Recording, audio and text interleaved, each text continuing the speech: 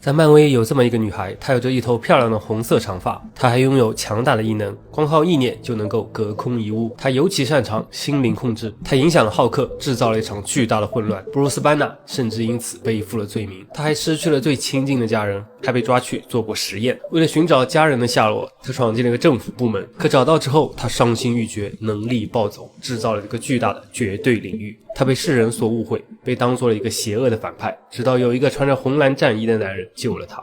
你们说他是谁？对不起，他不是旺达，他是漫威的新任美强惨。和我一样喜欢旺达的朋友们，漫威又发刀了。漫威并没有把旺达还给我们，但用了同样的招数，再一次给了我们一次暴击。让我们欢迎欧米伽级变种人金格雷。他真的，我哭死啊！漫威这一次选角真的是夯爆了。面对他的演出，我是想说 VMAX。可能会有人觉得他在虫寺里做的事儿不像一个好人，可是啊，旺达的来时路不也正是这样吗？我们不能把非黑即白的是非观套用在金格雷和旺达身上。变种人因为与众不同，在 MCU 同样也被敌视，甚至被 DODC 针对，而 DODC 代表的也是大多数人看待异类的态度。面对与众不同的存在，他们不选择引导，而是管控甚至霸凌，所以金格雷选择了反抗。其实仔细看片中，在可选的情况下，他并没有大开杀戒。在 DODC 总部和岛上，他都没有杀 DODC 的普通工作人员，甚至到最后连杀害姐姐的仇人他都没有下手。当时的金想的只是保住 Peter 的性命，其实他完全有时间解决那个反派，但是他没有，因为金的内心和旺达一样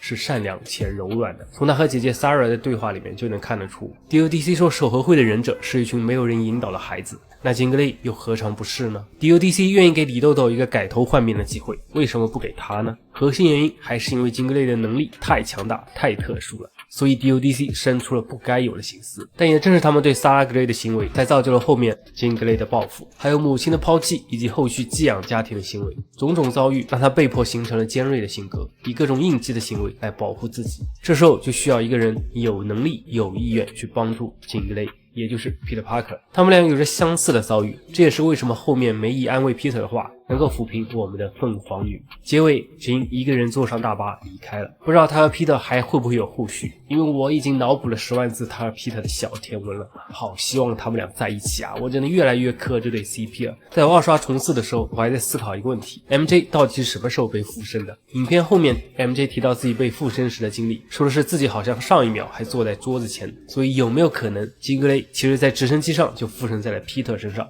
只是他没有暴露出来， Peter 也没有发现，他就这么一直潜伏着，直到碰到了 MJ。 也就是说 Peter 之后面对的都不是 MJ， 而 Peter 那些深情告白金都听到了。其实金格雷也是理解 Peter Parker 的痛苦，不然他不会说出那句话，还有多久你也会忘了自己是 Peter Parker。 因为之前的咒语是让所有人都遗忘 Peter Parker， 但这个所有人里面似乎也应该包括他自己，所以金也意识到对面的这个男孩也在承受着失去和伤痛，他这才意识到自己并不孤单。也许他还没有找到泽维尔学校，但他已经找到了自己的朋友，那么他想的很可能就是帮助他的朋友 Peter Parker。 这就产生了另一个问题，他是否在之后的群体控制里把记忆还给了 MJ？ 我觉得应该是没有。首先金格雷和旺达不一样，金的能力是凤凰之力，是一种宇宙原始的能量，而旺达的能力源于混沌魔法。如果是旺达是可以破解史传奇的咒语的，但金做不到，他能做的可能就是让 MJ 感受到了他们俩的心情。而且如果 MJ 真的恢复了记忆，那么虫寺里的 MJ 人设等于又垮了，他就会变成痴迷般的 MJ。